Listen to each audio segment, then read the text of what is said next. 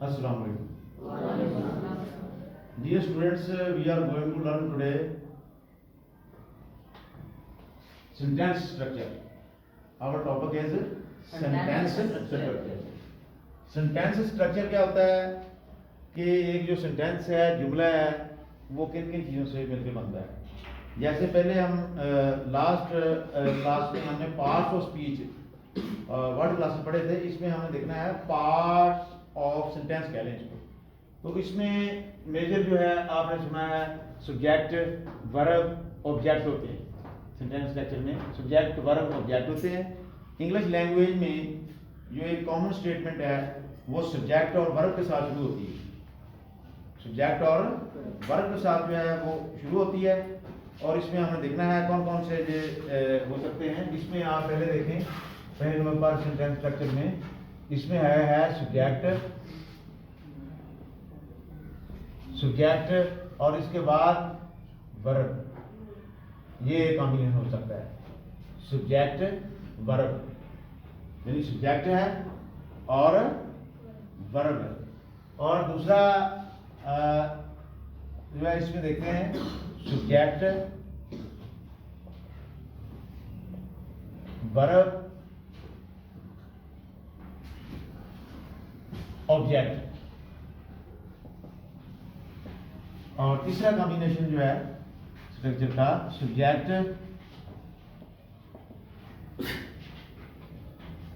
Verb और कोई complement हो सकता है। कॉम्प्लीमेंट मैं अक्सर बोलता हूँ, कॉम्प्लीमेंट क्या होता है? कॉम्प्लीमेंट उस सेंटेंस को मुकम्मल करने वाला प्लस हो सकता है। वो कोई एडजेक्टिव हो सकता है, कोई दूसरी चीज हो सकती है। और इस तरह जो है आगे सब्जेक्ट,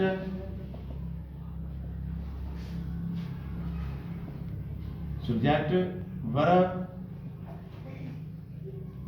और हाँ जी ऑब्जेक्ट तो हो गया। Subject verb, subject verb, object, subject verb, complement, subject verb, adverbial.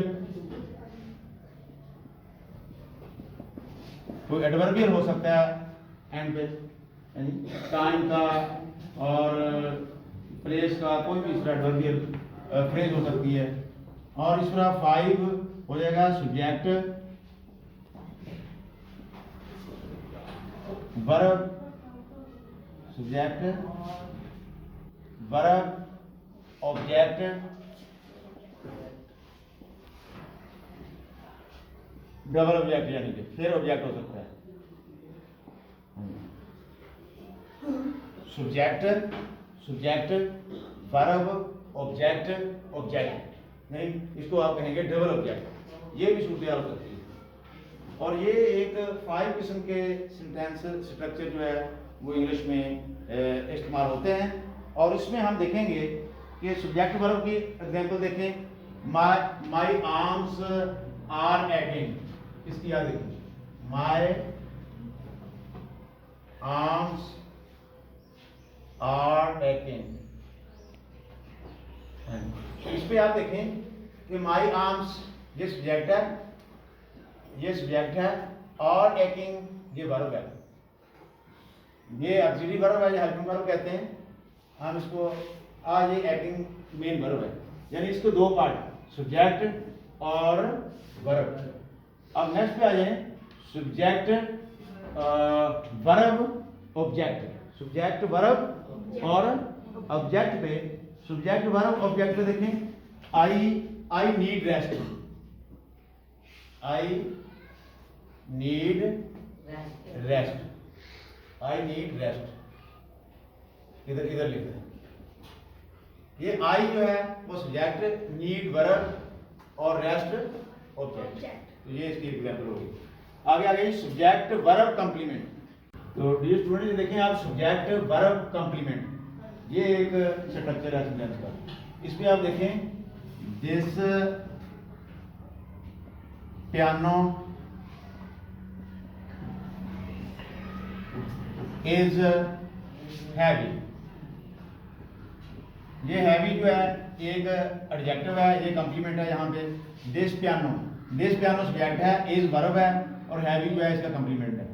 तो आगे आप देखिए नेक्स्ट जो फोर्थ स्ट्रक्चर है वो है subject verb adverbial. Sentence verb adverbial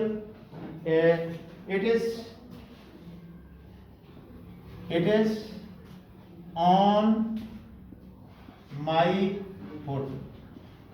ये याद रखिए, ऑन माई फुट जो है ये एडवर्बियल ये फ्रेज बन रही है और it is on my foot ये मेरे पाँव पर है, यानी वो चीज वो अपने को उठाई हुई है वो पाँव पे चलेगी। It is on my foot ये एक सेंटेंस है।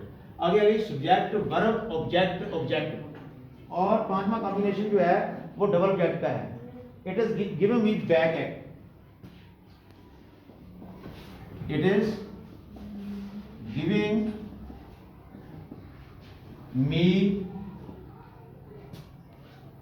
बैक है।